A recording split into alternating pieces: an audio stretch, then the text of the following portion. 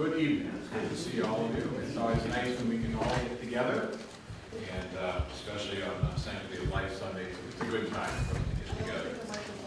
Oh, they're not on. Yeah, maybe a little bit. Yeah, we can move it up a little bit here. That was pretty good. Okay. So again, thank you to all, especially to thank all those that are working in various ways with Zoe for the good ministry it is. Thank you very much, Paul, for all your work and over the years, and everybody else, and for being here tonight. So, a few things. Christianity has always, from day one, been against abortion and infanticide. It's very clear. First in the Scriptures, it's clear, but it's also clear when you read the early church fathers, going all the way back to writings that were only a few years after the Gospel of St. John was written. It's very clear.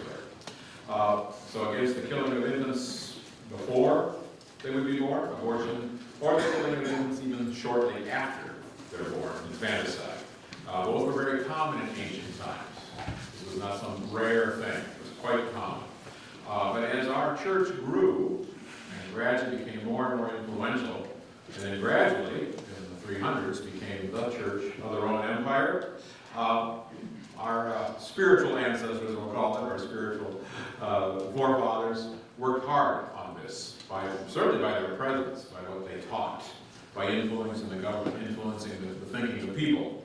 And both abortion and infanticide were outlawed. It became something that was against the culture, not saying that it never happened anymore, but when things become illegal and seen by a culture as evil, they do go down, at least. And so it was a very huge victory for good.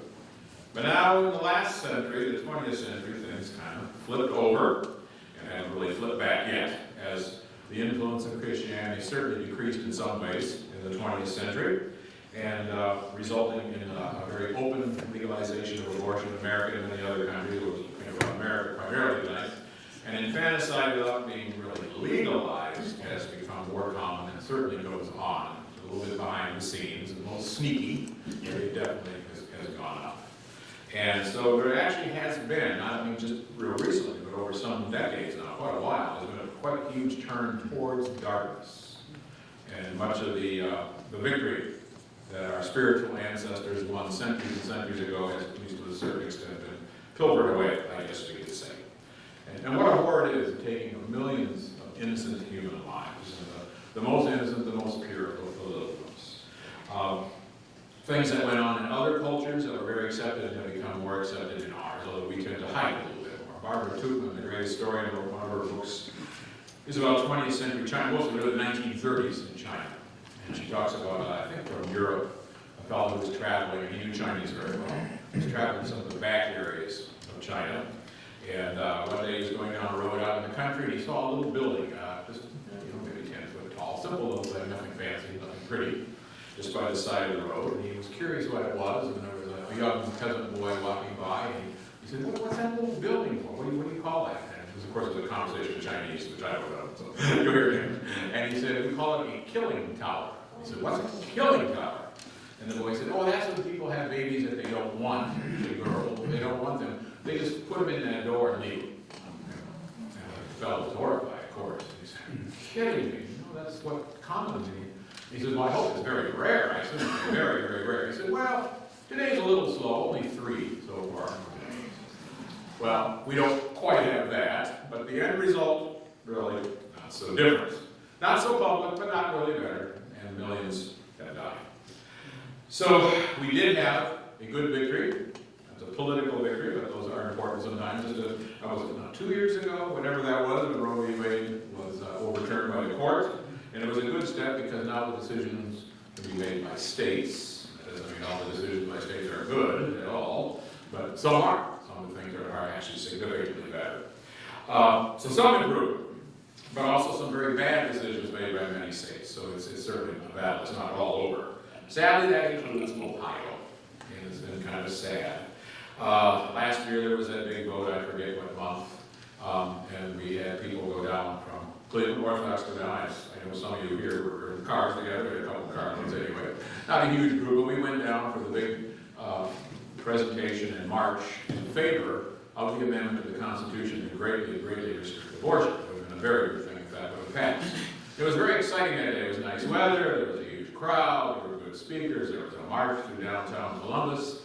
We got permission to park our cars at the Greek church, which wasn't far away, so we didn't have to worry about parking. It was all a very nice day, and I remember we were going home, and I was thinking, oh, that was great. We're going to win this flag. I don't know, it was a few weeks later, but it was so depressing when it wasn't even close. And the not so good side won. It was quite a blow. But of course, we don't give up. There'll be more votes, I'm sure, and things can change. They've changed before, for better, sometimes for worse, so it can change again. Someday in the future, hopefully Ohio, maybe the whole country, will have much better and laws that preserve life instead of take it. But meanwhile, and we should, I really personally think we should be very involved with the politics of it, in whatever way we can, even though we don't have certainly any total control, sometimes we can help. But meanwhile, we can't just sit back and wait for the laws to change or for the entire culture of our country to change. That can happen, and it can take a while. It even took a while back with the Romans and with the Christians way a long time ago. So I'd like to mention two main things that I think, as Orthodox, we need meanwhile, hoping things will change, to keep busy with this mission that God gives us to save the innocent. First of all, is to be busy in this, especially has to do with the work of Zoe and others, is to help those involved in probable pregnancies. Difficult situation where abortion or even infanticide becomes a strong temptation. I mean, it seems kind of an easy way out of a predicament. And this is why Zoe is so important. Showing love and concrete care and help and support for those involved in problem pregnancies, difficult situations. Simple things, much of it, but it adds up to a good show of support. Clothing, food, car seats, counseling, advice, support, both before and after birth. And somebody to pray with, somebody to get some encouragement from. And if we help, give support, show love and care, as Zoe does, it does decrease the chance of a child being taken. It's no proof, we can't be sure, of course, but the odds are that it will help. We need to help those in those situations realize that it may seem hopeless, but it's not hopeless. There is God, and God will help them, as will we, God working through us. And that the situation does not have to be solved only by abortion. The situation isn't hopeless because God is there, and God will help those in those situations, and God's people will help them. And of course, that's where the concrete thing comes, and that's why it's so important what Zoe does, because that brings God literally into the situation to help. And so it's beautiful to work at Zoe, and of course many others, and not just Orthodox, as you know, all kinds of people. Whoever they are, whatever religion, or no religion at all, it's good if they're doing it. So God will bless them for that. And so it's a beautiful thing when it happens, and we need to continue on strongly with that. And if you can help, please do. Praying for the work of Zoe and those that they help, volunteering, giving, whatever you can do. And I know Paul and others can fill you in on things that you can help. So that's number one. Not just to sit back and see, well, someday it'll change, or it'll be part of the change. And then number two is to convince others of the truth of what human life is, when it starts, and etc.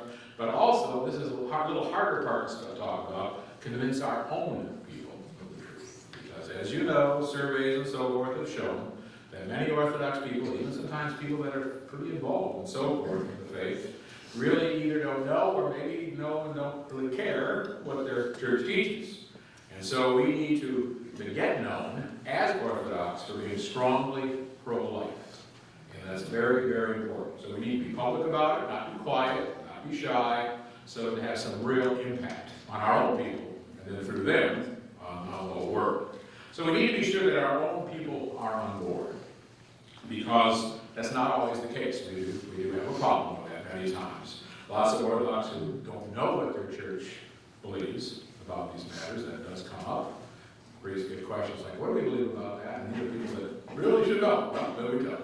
And others who know, but just don't go along with it, or just don't care. So we do have problems. And that's a very sad thing. Because actually it was our church, our Orthodox faith, our spiritual ancestors, to say that again, who long ago changed the world and freed humanity as much as they could, to a certain degree at least, from such evils as we're talking about today. So, all Orthodox today, in our many, many parishes throughout the country, we should be united together for life and against death.